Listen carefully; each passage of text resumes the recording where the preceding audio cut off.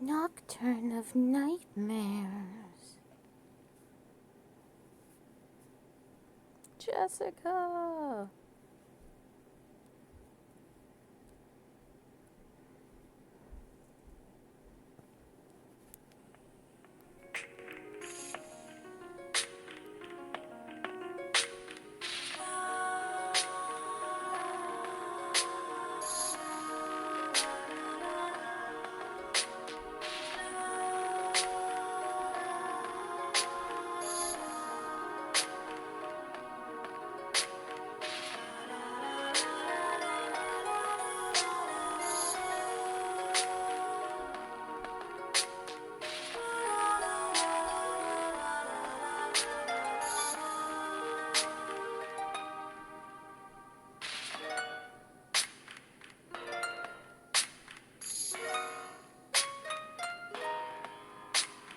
The fuck?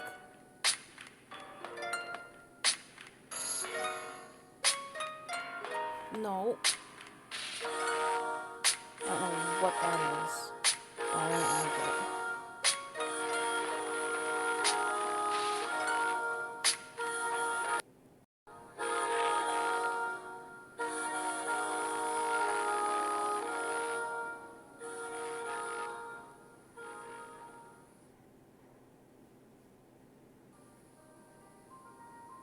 Anna. Why'd the professor have to give us homework? I wanted to spend the weekend shopping, not answering assignments. I want to catch up on my TV shows, too. Talk about our plans for the weekend until we reach the intersection. Well, I'm going this way. Alright, see ya. Wave goodbye as Anna crosses the intersection. We've been friends since the start of my university classes. After graduating high school, most of my old buddies moved far away for university. Talk a lot online, but it makes me feel lonely sometimes. Walk towards home, thinking back on my childhood. I don't remember any of my friends from back then. My memory is a blur. All I get is the feeling that something's missing. I can't recall much, or anything at all, really. I have amnesia. I don't have any memories of when I was a child. Did I have friends? Did I have hobbies? Did I get a bunch of toys like other kids? Sometimes I find myself thinking about this and feel an indescribable emptiness. But I'm home. My parents greet me, their voices coming from separate locations. Something smells good. Doesn't it? It's just a shadow figure. Curry. A bathtub, okay. Mother pokes her head out of the kitchen, holding up her ladle. Okay. Head to my room, the scent of curry making me hungry. Yes, I feel empty from time to time. But whenever I see my parents, I feel so lucky.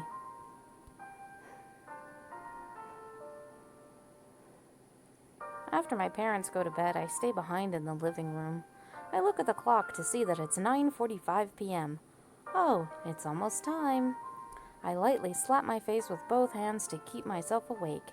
You can't fall asleep now, Risa. You waited a whole week for this new episode. I climb onto the couch, snuggling myself in one corner as I watch the TV commercials run. Slowly, I feel my eyelids getting heavy. No. I blink my eyes hard, then open them as wide as I can. I need to know what happens next. The television starts to distort. The image is askew on the screen. From out of nowhere, the ringing of bells seems to echo in my ears. What's this sound? My vision goes hazy and all I can see is bright light. I'm dead. What is this? I don't want to fall asleep yet. Despite my efforts to fight it, I feel myself gradually dozing off. Before I know it, I'm fast asleep. My eyelids drift shut. I open my eyes and find myself surrounded by darkness. Huh? What just happened? Am I in my room? My breath catches in my throat and an uneasy feeling begins bubbling in my stomach. feel like it's sound effects right now. Excuse me, Abe. I know this song. This was an Ebe. Ooh. Something's not right. I'm suddenly an Ebe. Taking deep breaths takes every bit of my willpower to keep myself from panicking. Whew, after a while my eyes adjust to the darkness, and I see a door. Where the heck am I? Doors. I don't know why, but somehow this room feels familiar. It's like I just fell asleep here and my parents turned off the lights. I fell asleep in the living room, didn't I? I turn my body to the side. My eyes widen at the sight in front of me. I feel my heart almost jump out of my chest. There's a beautiful albino boy here. He's got pretty white hair. In the dark, I see the figure of a young man lying down next to me. He's very pretty. What in the world? Confused as I am, I take a closer look. Oh, the young man is sleeping peacefully and he's very pretty. He seems harmless enough. You're about a tutorial about choices? Well then. Oh, goodness. Shake him. Hey, buddy. Hey, buddy. Hey, pretty buddy. Try calling out to him, but he doesn't respond. Well, that didn't work. Guess I should leave him alone. I try to get up, but I hear a sound. His eyelids flutter for a moment, and he tries to get up. Oh, his eyes are so cool. He is such an interesting aesthetic. Where? I sit up and face him. Do you know where we are? I suddenly woke up in this place and... The young man slowly looks up at me. His eyes! One is blue and the other's red. Captivated by his mystical appearance, I inadvertently let out a small gasp. Wow. Your eyes are beautiful. Dude's got no fucking clue what's going on. Young man immediately covers his face with his hands. No, don't look. Oh, I'm sorry. Did I say something to offend him? I try to touch him, but he turns away.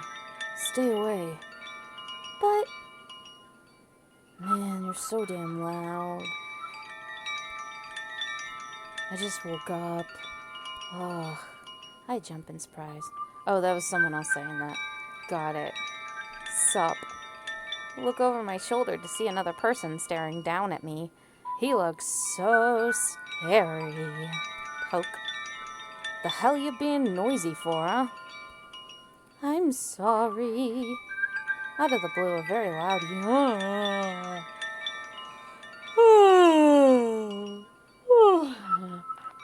echoes in the room. In the corner, someone stretches up with his mouth wide open. What time is it? Still dark? Can we go back to sleep?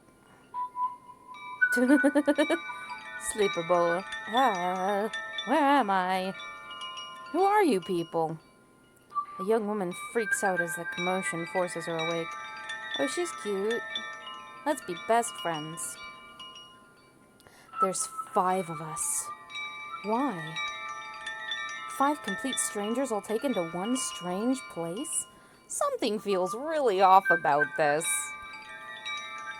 Hey, calm down. I think we're all in the same boat here.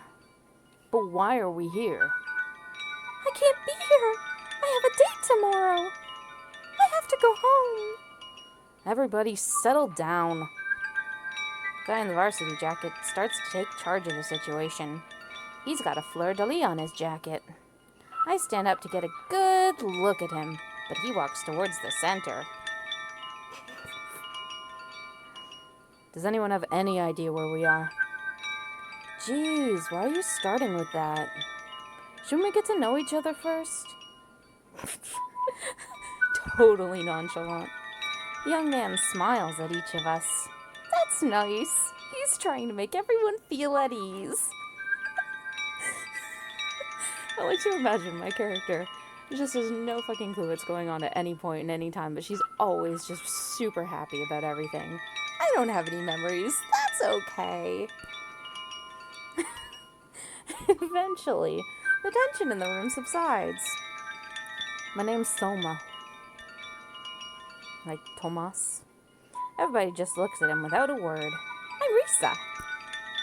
Oh, nice to meet you, Risa. Well then, my turn. I'm Monica. Just Monica. I'm a fashion design student and I have a really cool boyfriend. Oh, I miss him now. There's something childlike about Monica's charm. She's a cutie patoot. It's kind of adorable. Sure you do. Ray. Sup? I'm Ray. That's all. I was expecting a more dramatic introduction, to be honest. He's pretty bossy, but not very talkative, unless he wants you to shut up. Ray must have caught me staring at him because he turns to face me. I like your fleur-de-lis. What? You there. The sooner you talk, the faster we can start planning things out. Oh. I look over my shoulder to see the quiet young man with heterochromia stand up.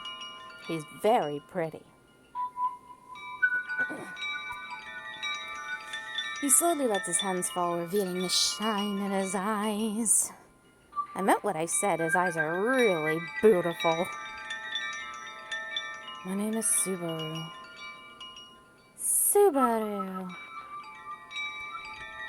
Something about his name strikes a chord with me. Within me. Who? He glances at me, his red eye glimmering at me from behind his bangs. Perhaps a childhood friend I can't remember because I have amnesia? There's something awfully familiar about that red eye of his. Like super dupes. Like there's like something totally seriously going on here that might have something to do with my past life as an alien. I try to reach back into my memories, but I have no recollection of ever meeting him. Is it just my imagination?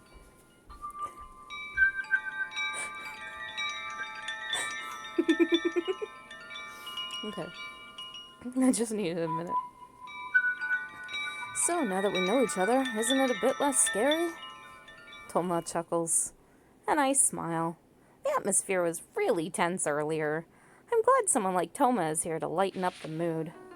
Right, now that we've introduced ourselves, let's try to figure out where we are and why.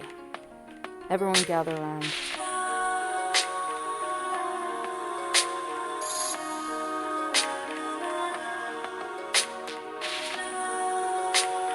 That's a song. Okay. We all huddled to sit in a circle. Has anyone ever been here before? My eyes scan the room from one corner to another. It's normal, aside from the fact that it's dark and a blood moon is illuminating us, albeit dimly. Nonchalant blood moon, it's fine. Nothing seems too out of the ordinary, but I've got this weird feeling in the pit of my stomach. Should I mention it? Nope, not me. Me neither. This place is too creepy for my tastes. Ray turns to Subaru, and the latter shakes his head. Then he eyes me. Not really, but... I just sort of, have a feeling maybe, sort of, I guess that's not very useful information, is it? As I expected, Ray doesn't respond. Could you tell me the last thing you did before coming here? Monica giggles. I was snuggling with my boyfriend. Oh, it was very warm and cozy. She cups her chin, blushing. Oh, how cute. This is so embarrassing. We're on the couch and... Okay, we don't need all the deets. Me next. I remember browsing the internet while getting ready to sleep. Nothing unusual. Yeah, that all sounds pretty normal. My night was the same way. I was determined to watch that TV show, but I just felt so drowsy. I was on the couch waiting for the latest episode of my favorite TV series. It airs at 10, which is usually past my bedtime. 10 at night? I nod and Ray rests his index finger under his nose in thought. Not on his chin, under his nose. Okay. Now that you mention it was around the same time for me, too. 2, 2. Ah, that could be a hint. No duh! Something was ringing. Subaru, who's been quiet the whole time, speaks up in my ear. Hey, yeah! I heard bells, too. I totally heard the bells. Can you hear the bells? My heart is ringing. I can hear the bells. Right, it was a bit painful, to be honest. When the bell chimed 10 o'clock, I was suddenly overcome with drowsiness. How about you, Monica? I don't really remember, but maybe. I was sitting with my boyfriend. Enough about your boyfriend. Monica pouts, glaring daggers at Ray. Aw, yeah, girl, he's so rude. She does seem pretty obsessed with him. You simply don't know the sensibilities of a woman in love, Ray. You're blushing.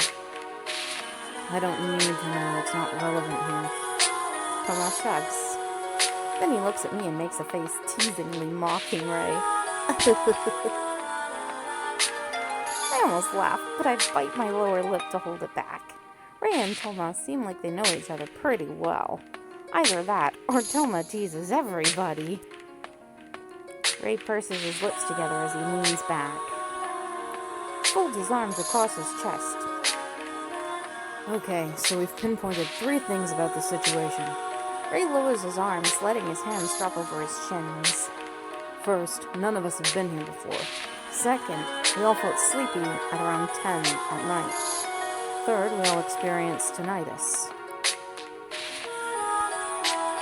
Tinny what? Tinny what now? Tin what? It's a medical term for the ringing we heard in our ears.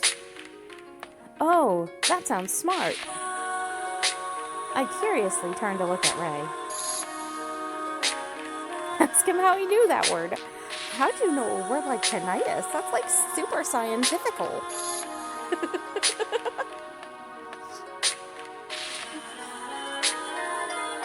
Fuck it, why not? I'm impressed. You're like super scientifical in your knowledge. Are you a doctor? Not exactly. I'm still a med student. Oh, okay, cool. Out of nowhere, Thomas suddenly slaps Ray's leg? Okay.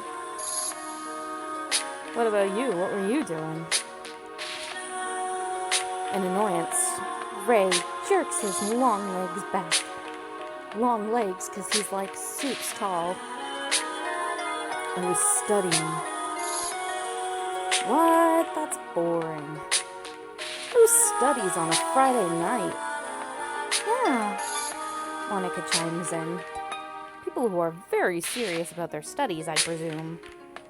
The atmosphere in the room feels a lot less uptight with these two around. I don't know if that's a good thing or a bad thing, though. Friday nights are supposed to be for fun. I know, right?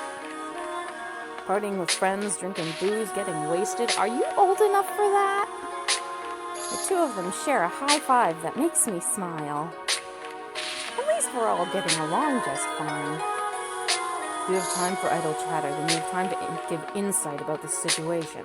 I look at the others, but they seem to be out of ideas. They haven't noticed? Guys, listen. We came here at a certain time, right? They all turned to me expectantly. But there aren't any clerks around here. Shook. After we sat together, I looked around, and that's one thing I noticed. Their eyes scanned the whole room. Wow, you're right. I've been wondering what time it was, but I always forget to ask.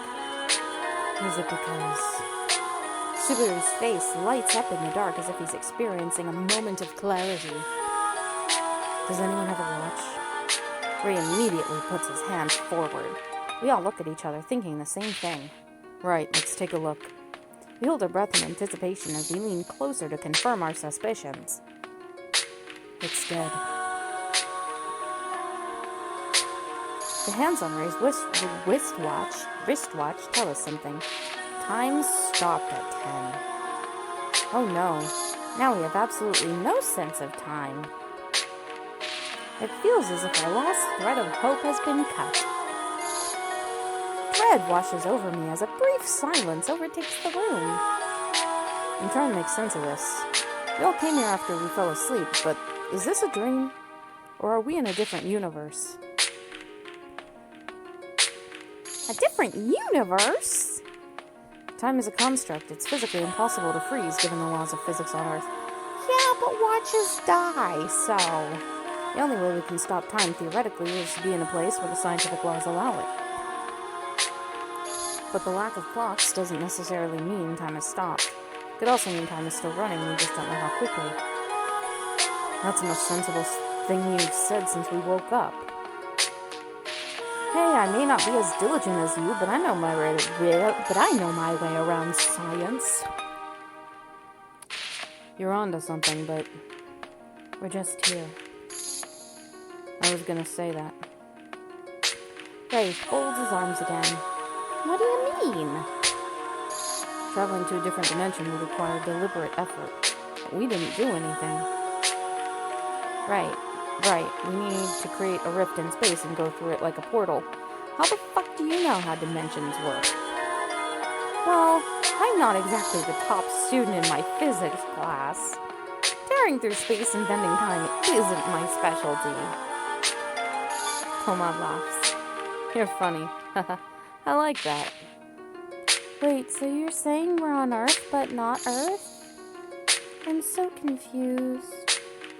I just want to go home. I just want to go home and lay around with my boyfriend. This is more likely to be a dream. Once again, silence overtakes the room. Just when I'm about to say something to break the silence...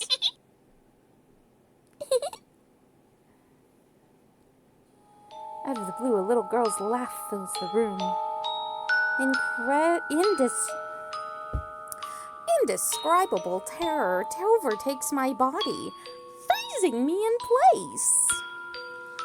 What was that? The echo of a little girl's giggle grows louder and louder in my ear. I don't like this anymore. Monica clings to Toma for comfort. The laughter grows even louder. I desperately resist the urge to panic. If I start panicking now, Monica will get even more scared. Just as I start tightly clenching my fist, the giggling stops. Immediately, I sense something coming from the only door in the room. The only door. Everyone stares motionless at the door. My heart races from the sheer sense of fear and dread. Suddenly, the door creaks. A little girl with red hair stands in front of the door. Things get even more freaky as she approaches us with an unfaltering smile. Oh boy, this is starting to creep me out. As the door opens, the little girl's laughter grows even louder. Do you want to come home? Do you want to come? Do you want to come? It's just a kid. At least, that's what I keep telling myself. But I can't seem to shake off the fear and anxiety. What's going on? Who are you? You have red hair, and she has red hair. Maybe she wants us to follow her. Monica slowly lets go of Toma's arm, looking intently at the little girl in front of us. Monica's eyes look somewhat vacant. Monica, wait! Do you know where we are? The girl smiles and then turns away to leave. No, wait! Before anyone can stop her, Monica gets up and runs to the door. Monica! She's out of sight, and we're all at a loss about what to do. She really shouldn't go running off on her own like that. Just as I'm about to speak,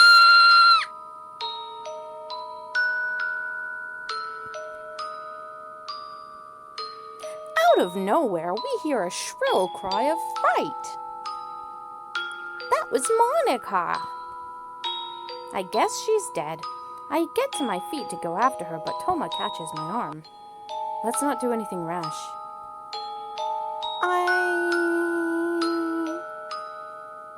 But she might be dead.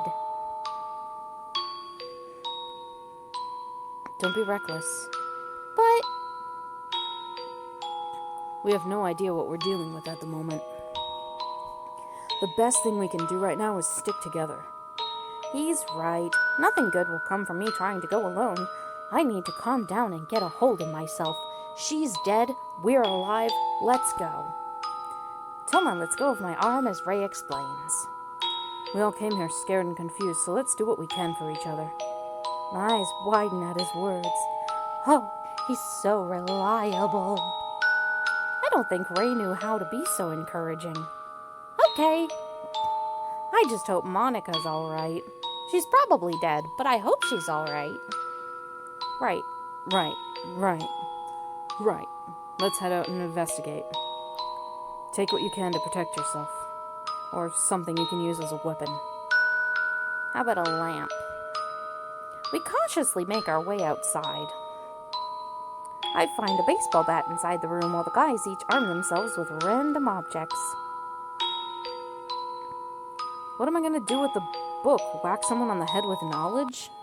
I mean, yeah. In that case, you should use it on yourself, too. Subaru.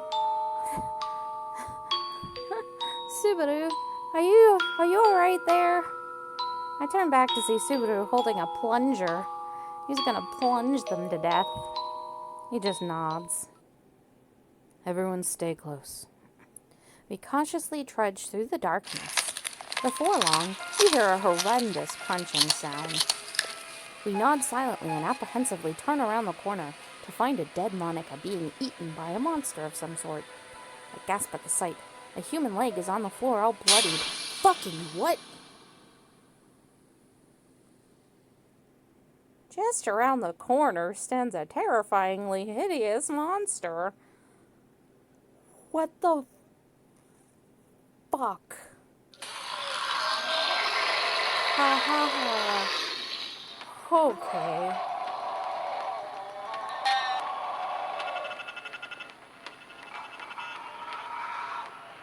Fuck.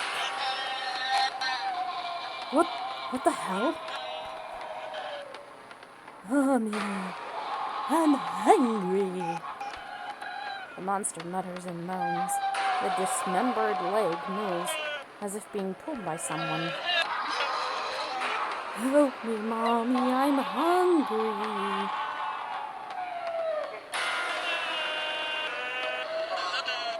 The shadow moves, revealing Monica's bloodied body. Oh, wow. I cover my mouth with my free hand to keep myself from shouting and throwing up. No. I'm stunned at what I'm seeing.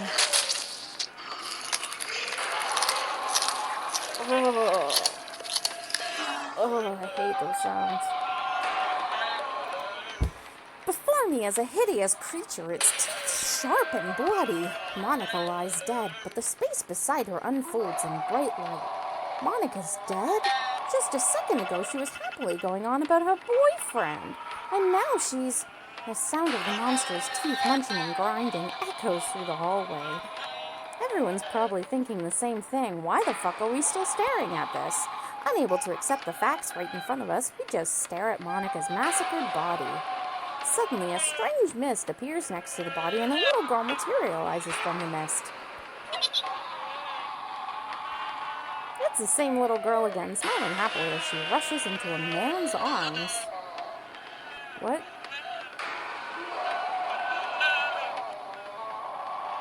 Monica? Just Monica. Monica? What the heck is going on? In confusion, I turn to look at Ray. Does that mean... Oh, not me. Does this mean that these were Monica's childhood memories all this time? Monica and her dad are smiling happily. Their joyful expressions are a sharp contrast to the tragedy we see on the ground. Are we being shown her memories?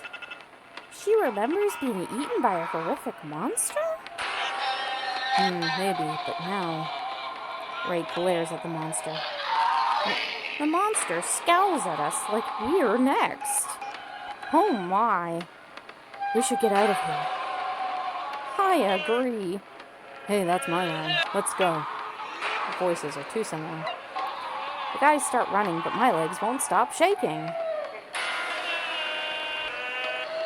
Oh, come on. Run, Risa, run. Run, Risa, run. Fuck. Don't bring it closer. Fuck you. I try to take a step back as the monster approaches. What are you doing? You gotta get out of here. I grit my teeth and turn around. What was that? Why is this happening? Mustering all my strength to resist crying, I start to follow them. Hurry, Risa. Ray stretches out his hand for me, and I run fast to catch up. Right after I reach out to take Ray's hand... Ah! The bells are ringing in my ears. Sleepiness overtakes me. No, wait! I can't fall asleep. Not here. Not now. Not with that freaky thing behind me. The ringing gets louder. I squeeze my eyes shut. The last thing I feel is the brush of Ray's skin on my fingertips.